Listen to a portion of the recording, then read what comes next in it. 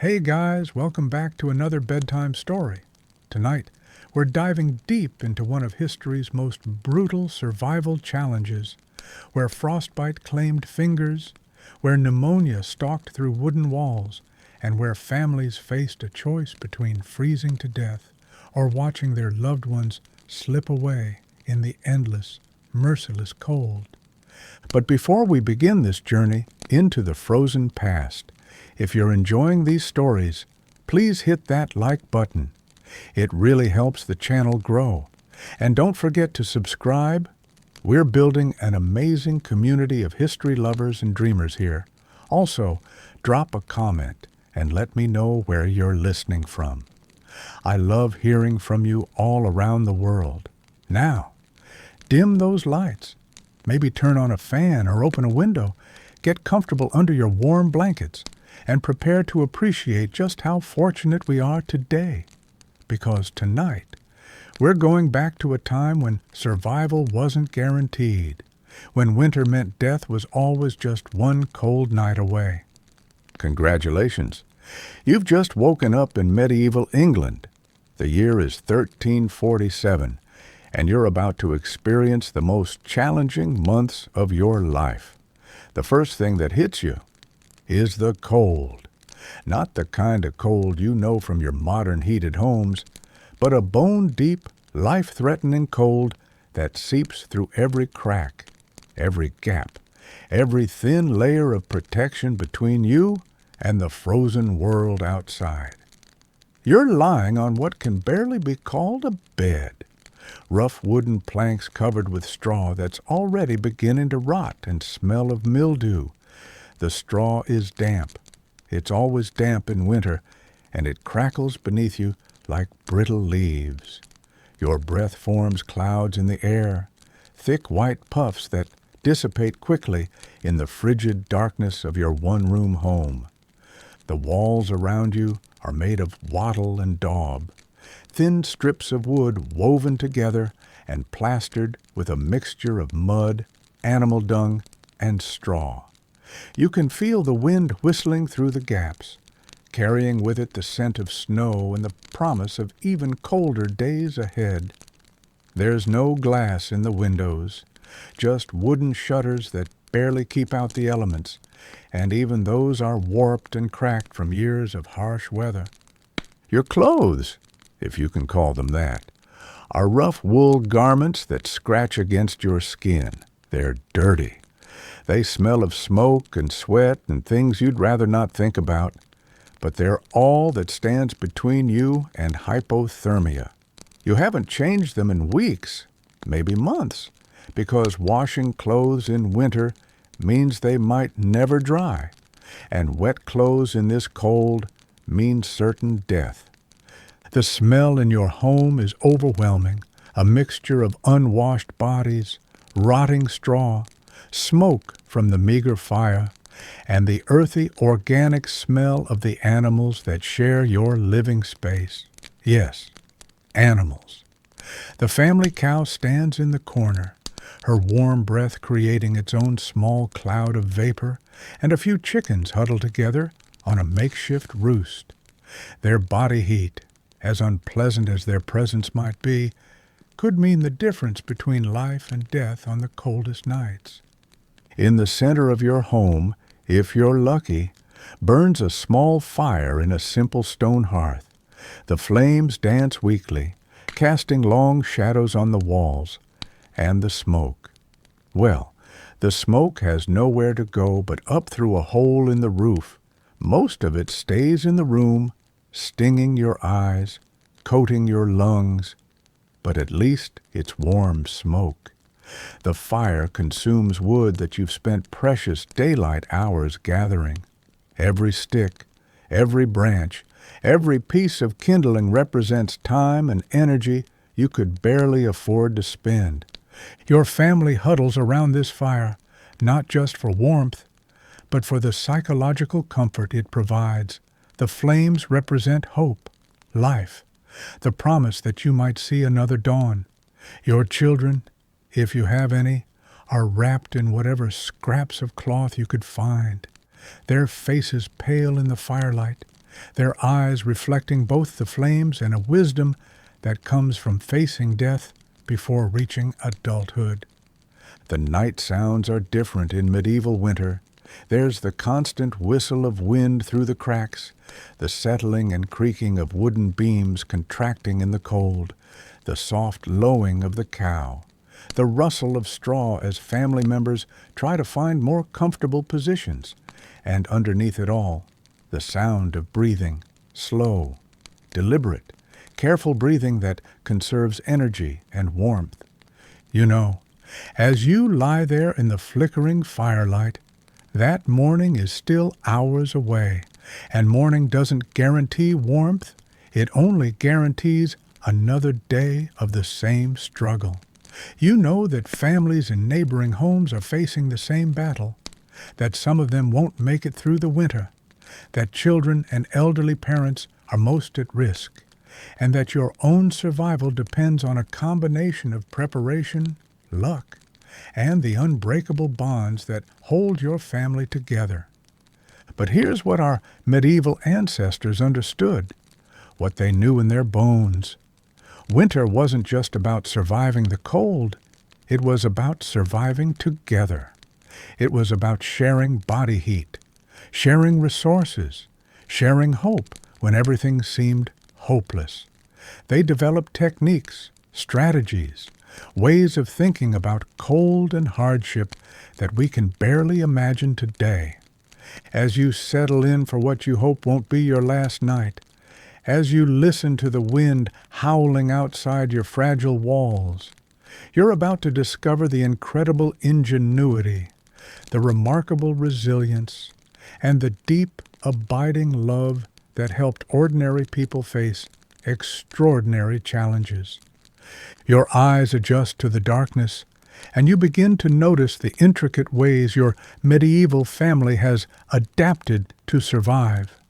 Every single detail of their existence has been shaped by the brutal reality of winter, and you're about to learn survival techniques that took generations to perfect.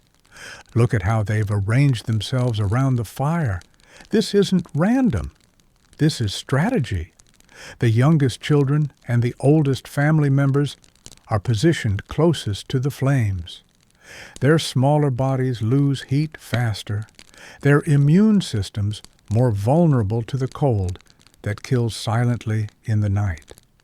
The adults form a protective barrier around them, using their own bodies as insulation, as shields against the drafts that sneak through every crack and crevice. You notice something else. They're not just lying down. They're layered on top of each other like living blankets. Grandmother's frail body is sandwiched between two of her adult sons, their combined body heat creating a warm pocket that keeps her ancient bones from freezing. The baby, precious little Edmund, is tucked inside his mother's dress, skin against skin, the most primitive and effective heating system ever devised. The breathing. Pay attention to the breathing. These people have learned to breathe differently in winter. They don't gulp cold air through their mouths like we might. That's a pathway to pneumonia, to death. Instead, they breathe slowly through their noses, warming the air before it enters their lungs, filtering it through the natural defenses their bodies provide. Even the children have learned this, taught from the moment they could understand that the wrong kind of breathing could kill them. Watch the father, Thomas, as he carefully tends the fire. This isn't just about adding wood. This is about managing the most precious resource they have. Each piece of fuel has been calculated. Each flame must be nursed and coaxed to burn as efficiently as possible. He knows exactly how much wood they have left, how many nights it must last, and how to make those flames stretch through the darkest hours when the cold is most deadly. But fire alone isn't enough. Look around the room more carefully, and you'll see the ingenious ways they fought the cold that seeps up from the ground. The floor isn't just dirt, It's been covered with layers of straw, rushes, even old rags, anything that can create a barrier between their bodies and the frozen earth below.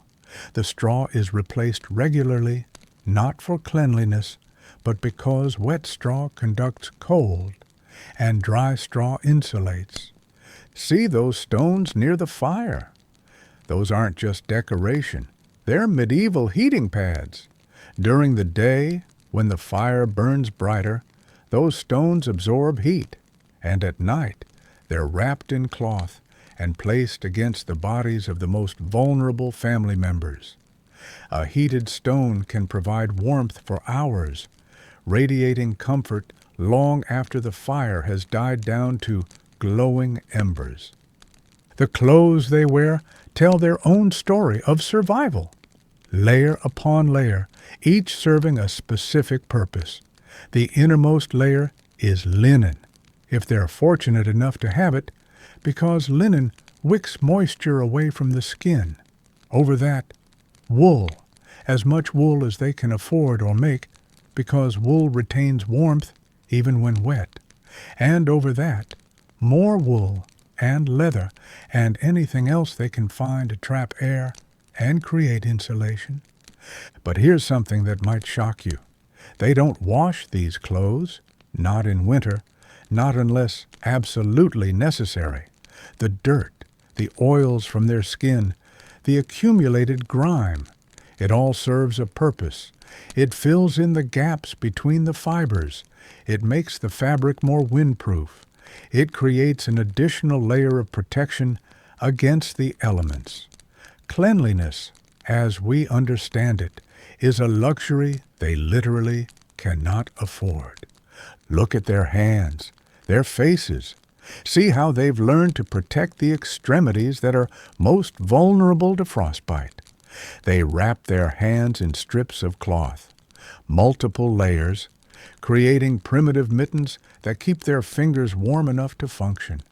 Their faces, they've learned to cover them with fabric when the cold is at its worst, breathing through cloth that pre-warms the air and protects their lungs. The food they eat, what little they have, has been chosen specifically for its ability to generate body heat. Fat, as much fat as they can get, because fat burns slowly in the body, providing sustained energy and warmth. Thick stews, porridge, anything that requires energy to digest, because the very act of digestion creates heat from within. They eat their largest meal before sleep, not because they're not hungry in the morning, but because they need that internal furnace burning through the coldest hours of the night. Watch how they conserve movement. Every gesture, every shift in position is calculated to preserve energy and maintain warmth. They don't toss and turn like we do in our comfortable beds. They move slowly, deliberately, always maintaining contact with sources of heat, always thinking about how each movement affects their body temperature. The animals in the room, they're not just tolerated, they're cherished. That cow in the corner, she's producing body heat equivalent to several adult humans. The chickens, their feathers are natural insulation, and their warm bodies clustered together create a pocket of warmth that benefits everyone in the room. Yes, the smell is overwhelming. Yes, the hygiene is terrible by our standards, but these animals are literally lifesavers. See how they take turns staying awake. This isn't insomnia. This is strategy.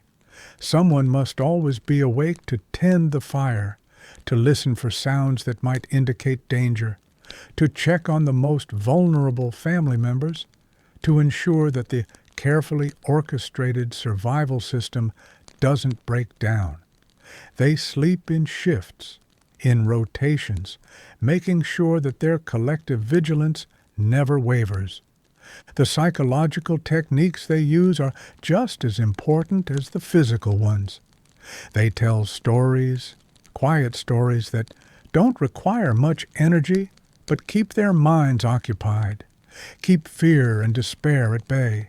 They recite prayers, not just for spiritual comfort, but because the rhythmic repetition helps regulate breathing, helps maintain calm, helps them focus on something other than the cold that threatens to overwhelm them. They hold each other, constantly. This isn't just about sharing body heat. It's about sharing strength, sharing hope, sharing the fundamental human connection that makes suffering bearable. Touch, human touch, releases chemicals in the brain that reduce pain, that promote healing, that remind them they're not facing this ordeal alone. As the night deepens, as the fire burns lower, as the cold presses in from all sides, you realize you're witnessing something extraordinary. These aren't just survival techniques. This is love made manifest. This is the human spirit refusing to surrender. This is ordinary people doing extraordinary things because they have no choice, because giving up means death, and they're not ready to die. The fire, oh, the fire. It's so much more than just a source of heat. As you watch the flames dance in the darkness, you begin to understand that this small collection of burning wood represents everything that separates life from death, hope from despair, humanity from the brutal indifference of nature. Watch Thomas as he performs the nightly ritual of fire maintenance. His movements are precise, practiced, almost ceremonial. He doesn't just throw logs onto the flames. He arranges them with the care of an artist, the wisdom of a survivor who knows that one mistake, one moment of carelessness, could doom his entire family. Each piece of wood is positioned to maximize heat output while conserving fuel, a delicate balance that took years to master. The wood itself tells a story. Look closely at the pieces he's chosen for tonight. Oak, dense and long burning, saved for the coldest hours. Birch bark, which catches quickly and burns bright, used to revive dying embers. Pine knots, rich with resin, that burn with intense heat but consume themselves quickly, used sparingly when desperation sets in. Every stick, every branch, every splinter has been collected, dried, and categorized according to its burning properties. But maintaining the fire through the night, that's where the real skill comes in. Thomas knows that letting the fire die completely would be catastrophic. Restarting it in the freezing cold, with numb fingers and precious tinder, could take hours they don't have. So he's mastered the art of banking the fire, arranging the coals and partially burned logs in a way that they'll smolder through the night, providing steady heat without consuming too much fuel. See how he carefully places the largest log at the back of the fire, where it will burn slowly, gradually releasing its heat over many hours. In front of it, smaller pieces that will catch and burn more quickly, feeding the flames when they threaten to die down, and underneath, a bed of coals and ash that will hold heat long after the visible flames have disappeared. The ash. Don't overlook the ash. This isn't waste to be discarded. This is a valuable resource. Ash insulates. It holds heat. It can be used to bank fires, to preserve coals, to create a thermal mass that radiates warmth for hours. Thomas scoops handfuls of warm ash and spreads it around the base of the fire, creating a heated foundation that will warm the stones and earth beneath, turning the entire hearth into a thermal battery. But the fire provides more than just heat. Look at the way the family positions themselves to benefit from every aspect of the flames. The light, precious light that extends their useful hours, allows them to tend to necessary tasks even after the sun has set. The smoke, yes, the choking, eye-watering smoke that makes breathing difficult. That smoke is also killing insects, fumigating their living space, driving away the fleas and lice that would otherwise torment them through the night. Margaret uses the fire for cooking, but also for something more vital. She heats water, not for bathing, but for warming the inside of their bodies. Hot broth, herbal teas made from dried leaves and roots, liquids that raise their core temperature from within. Watch as she carefully heats stones in the fire, then wraps them in cloth to create heating pads that will warm their beds, their bodies, their very bones. The children gather around the fire for more than warmth.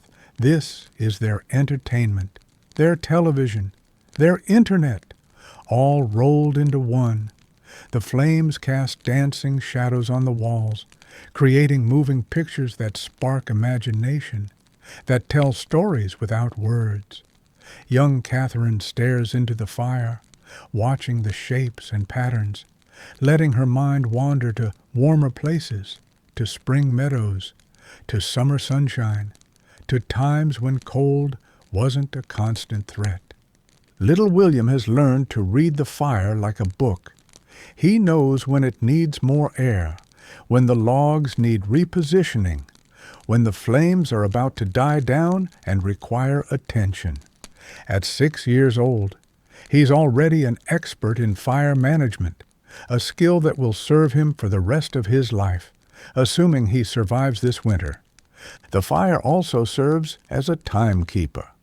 The way the logs burn, the progression from flame to coal to ash, these mark the passage of night hours more reliably than any clock.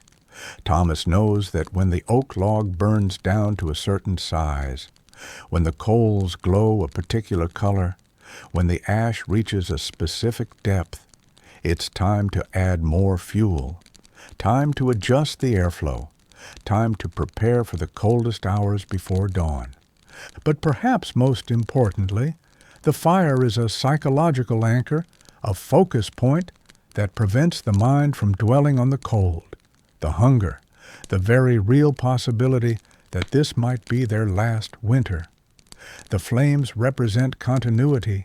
They connect this family to countless generations of ancestors who faced the same struggles, who used the same techniques, who gathered around similar fires and found the strength to continue.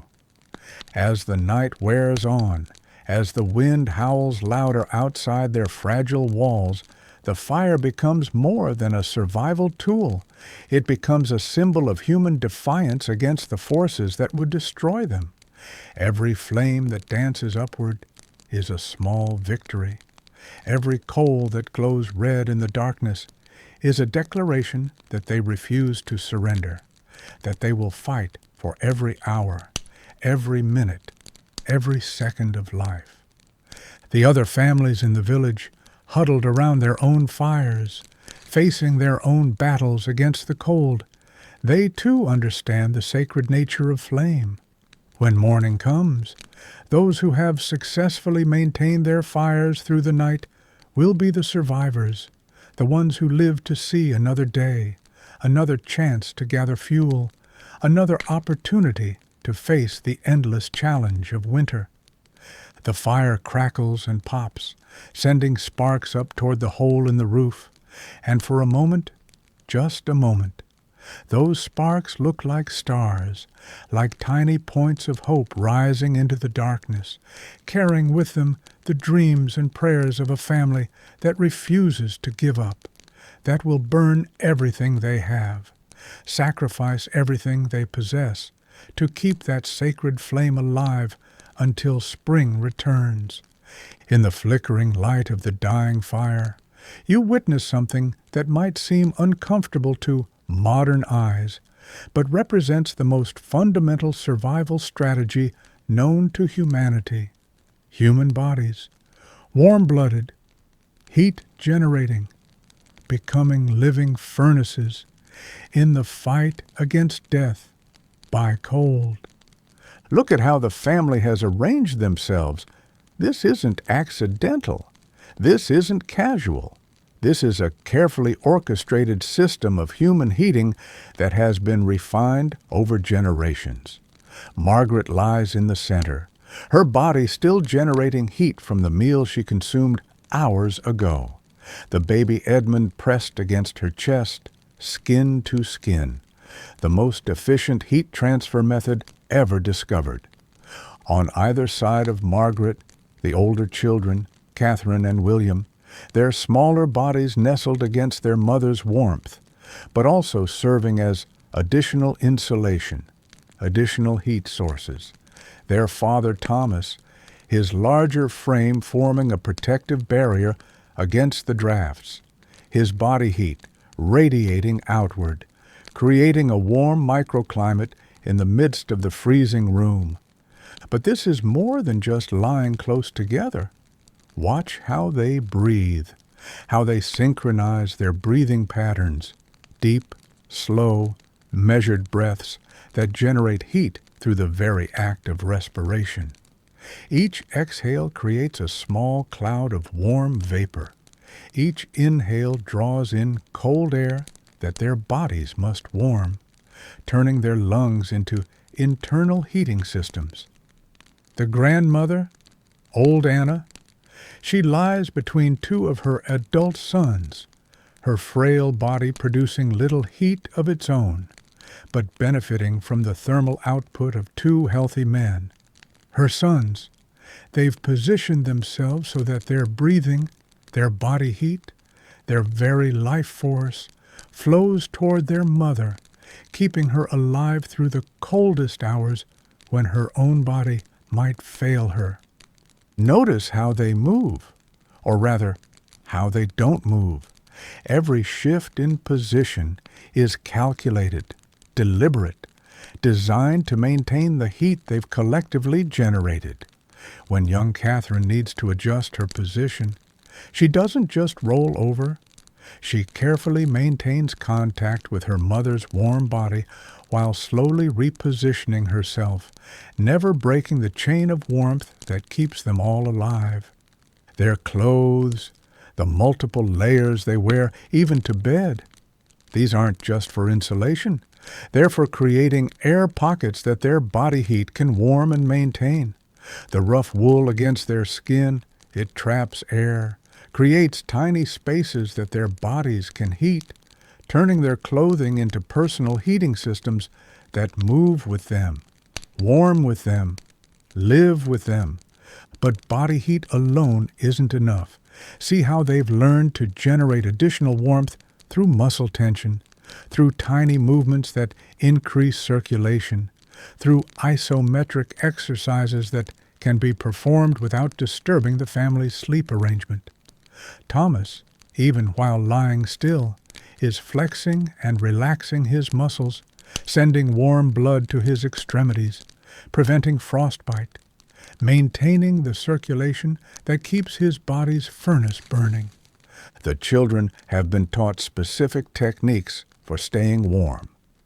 Little William knows to curl his toes, to make fists with his hands, to tense his stomach muscles, all ways of generating heat through muscle activity without using precious energy reserves.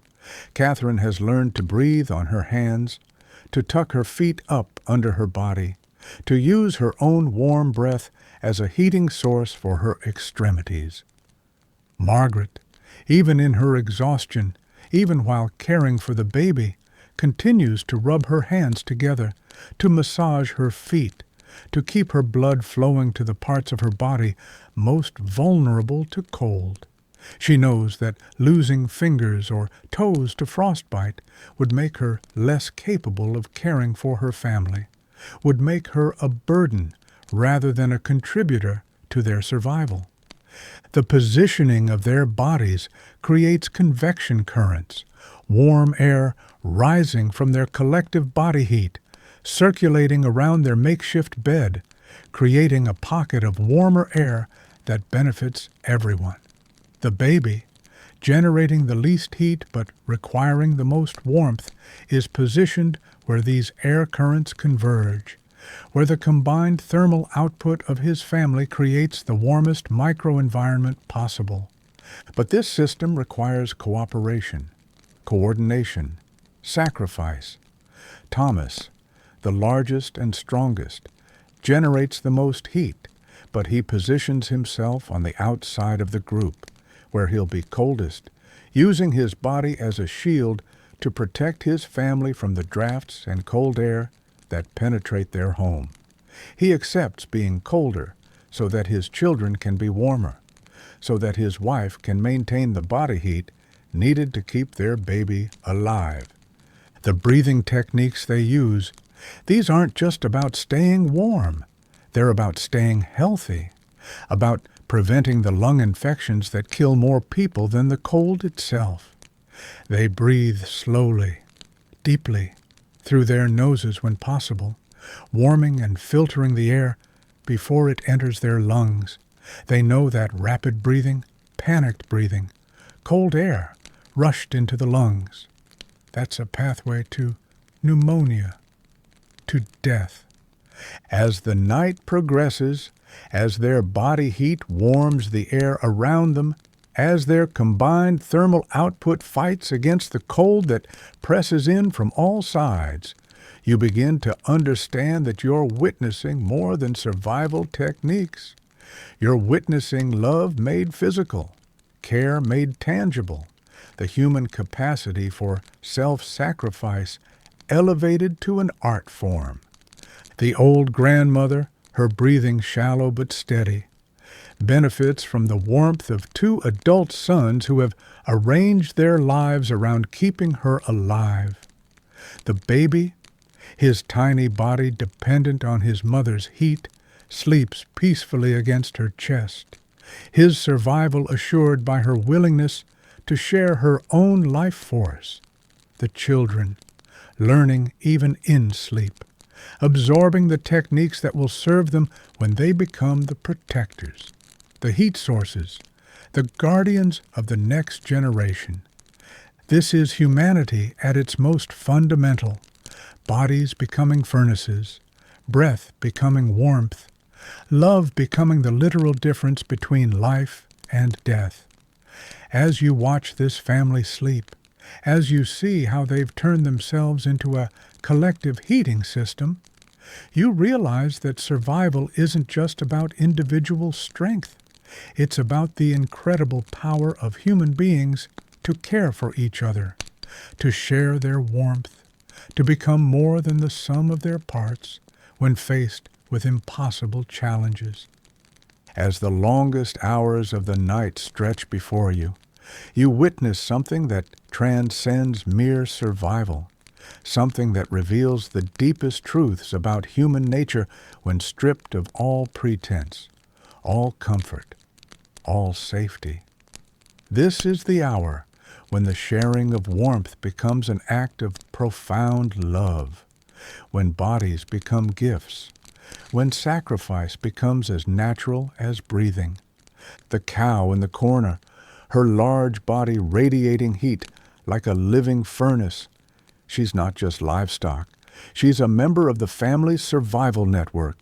Her warm breath creates clouds of vapor that add humidity to the dry, cold air. Her massive body generates heat equivalent to several adult humans. The family has positioned their sleeping area to benefit from her thermal output, but they've also ensured that she benefits from their presence, their body heat helping to keep her alive, their survival interlinked in the most basic way imaginable. Watch how little William, barely 6 years old, instinctively knows to share his warmth with the family cat, a scraggly creature that provides mouse control but also serves as a furry heating pad. The cat, wise in the ways of survival, has curled up against the boy's stomach, both creatures benefiting from the exchange of body heat, both understanding without words that their survival depends on cooperation. The grandmother, Old Anna, her circulation poor, her body producing minimal heat. She has become the focal point of the family's thermal sharing system. Her 2 adult sons, strong men with robust metabolisms. They've arranged themselves like bookends around her frail frame, their body heat flowing toward her, their warm breath creating a pocket of warmer air around her head and chest. But notice the subtlety of their positioning. They're not just lying against her. They've created a system, a network of heat transfer that maximizes efficiency while maintaining dignity. Thomas, her eldest son, lies with his back to her, his broad shoulders blocking the drafts that would steal her warmth, his body heat radiating backward toward her. His brother, positioned on her other side, faces toward her, his breathing warming the air around her face, his arm positioned so that his pulse point, where warm blood flows close to the surface, rests against her cold hands. Margaret, exhausted from childbirth and child-rearing, but still the mother and caretaker. She manages the baby's warmth with techniques passed down through generations of women who knew that a cold baby was a dead baby. Edmund sleeps inside her dress, against her bare skin, his tiny body absorbing the heat from her core, her heartbeat and breathing providing not just warmth, but comfort, security, the rhythmic assurance that life continues. But Margaret's sharing of warmth extends beyond her own child. See how she's positioned herself so that her free hand rests on young Catherine's back, providing additional heat to her daughter while simultaneously monitoring her breathing, her body temperature, her overall condition. A mother's touch, warm and constant, becomes a diagnostic tool, a heating system, a source of comfort all at once. The older children, Catherine and William, they've learned to be both recipients and providers of warmth. Catherine presses against her mother's side, absorbing heat, but also providing it, her young but healthy metabolism contributing to the family's collective thermal output. William, small but determined. He's learned to position himself so that his body heat helps warm the space around the baby, understanding even at his age that the survival of the youngest is everyone's responsibility. But this sharing of warmth requires more than just physical positioning. It requires a kind of sleep choreography, a synchronized dance of bodies that continues through the night. When one person needs to shift position to relieve cramped muscles or restore circulation, the movement is communicated through gentle touches, quiet whispers, a collective adjustment that maintains the thermal integrity of the group. Watch what happens when Thomas needs to tend the fire. His movement away from the family cluster creates a gap, a loss of heat that must be compensated for. Margaret immediately shifts to fill part of the space. Catherine moves closer to her grandmother. William adjusts his position to maintain contact with his sister. The entire system reconfigures itself automatically, instinctively, to maintain the warmth they've collectively generated. The animals, they're part of this network too. The chickens, huddled together on their roost. They understand the principle of shared warmth, their feathers providing insulation, their clustered bodies creating a pocket of warmth that benefits not just themselves, but the entire household. The heat they generate rises, joining the thermal column created by the family's bodies, contributing to the overall temperature of the room. But perhaps most remarkably, you notice how they share not just physical warmth, but emotional warmth. The quiet whispers of encouragement, the gentle touches that provide comfort as well as heat, the soft humming of lullabies that create vibrations. sound waves that add to the overall sensory experience of warmth and safety. These people understand that cold kills not just through physical means, but through despair, through the loss of hope, through the psychological defeat that comes from feeling alone and afraid. The eldest son, he tells quiet stories, his voice creating sound waves that seem to add to the warmth, his words painting pictures of spring, of warm sunshine, of times when survival wasn't a constant struggle. These stories, they're not just entertainment. They're psychological heating systems, ways of warming the spirit when the body is barely warm enough to sustain life. As the night deepens, as the cold outside becomes more intense, as the fire burns lower and the available fuel dwindles, the sharing of warmth becomes more crucial, more intimate, more profound. Bodies press closer together, breathing synchronizes, heartbeats seem to align, creating a collective rhythm of survival that transcends individual existence. You realize you're witnessing something sacred, something that reveals the true nature of family, of community, of human love when stripped of all pretense and reduced to its most essential elements. These people are literally keeping each other alive through the sharing of their warmth, their breath, their very life force.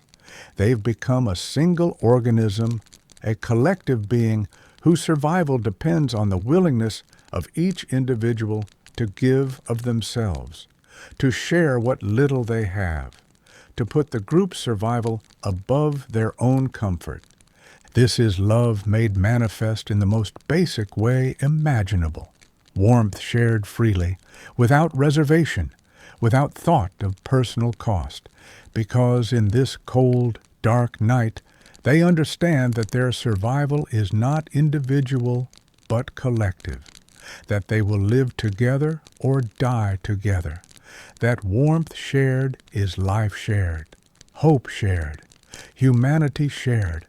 As your eyes adjust further to the darkness, as you become more attuned to the subtle details of this medieval survival chamber, you begin to appreciate the remarkable ingenuity that went into creating shelter in a world where the wrong architectural decision could mean death.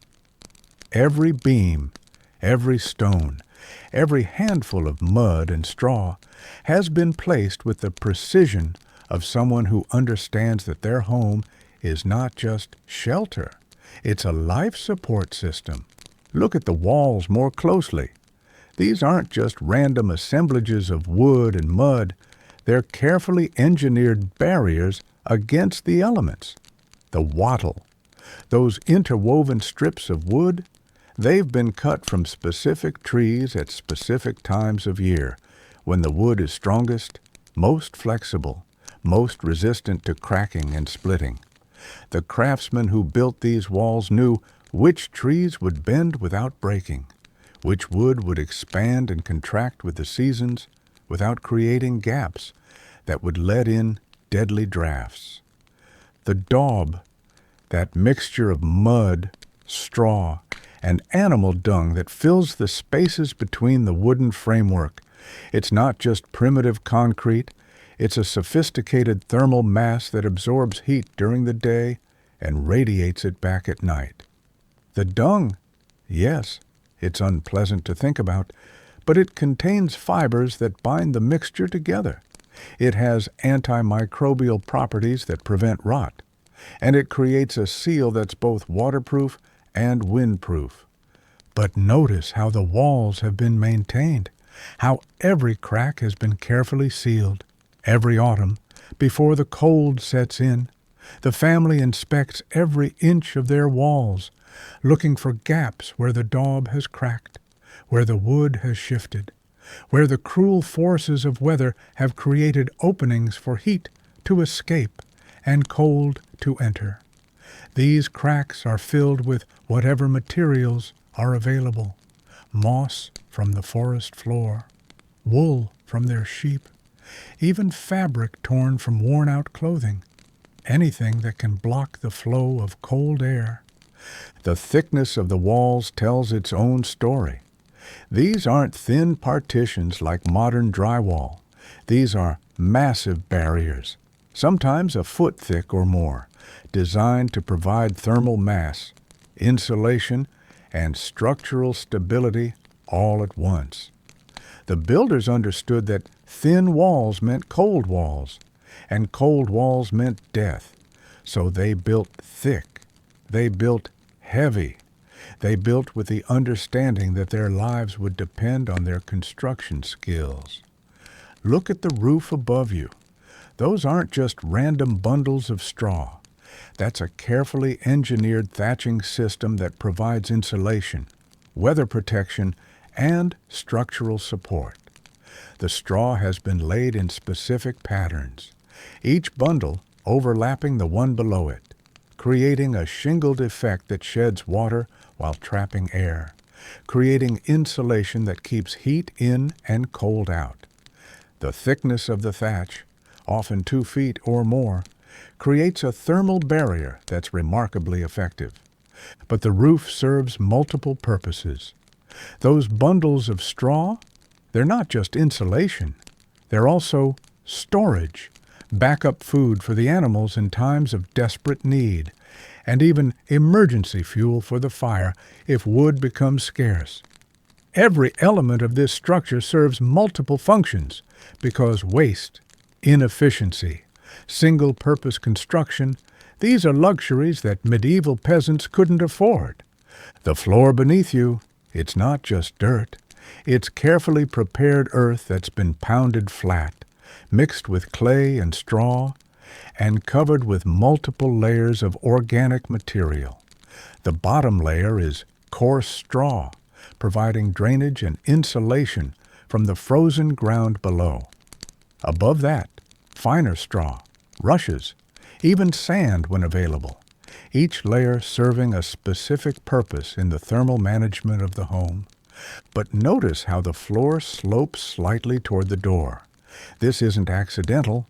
It's designed to direct any water that enters from melting snow, from rain, from the inevitable condensation that occurs when warm air meets cold surfaces.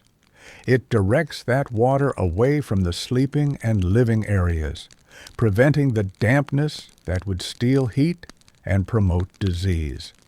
The hearth, that pile of stones in the center of the room, it's been positioned with mathematical precision, not too close to the walls, where it might set the structure on fire, not too far from the center, where its heat wouldn't be efficiently distributed, but exactly where it will provide maximum warmth to the maximum number of people while minimizing the risk of carbon monoxide poisoning from poor ventilation.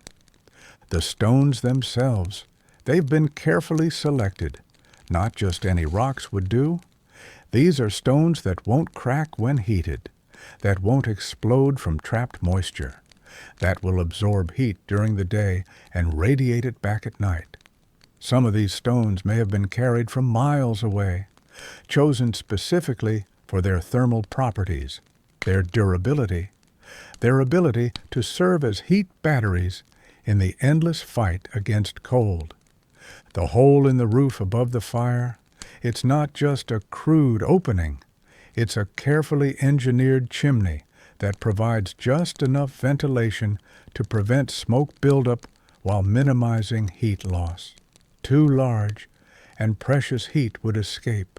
Too small, and deadly smoke would accumulate, but just the right size, calculated through generations of trial and error, through the hard-won knowledge of families who lived or died based on their understanding of airflow and ventilation.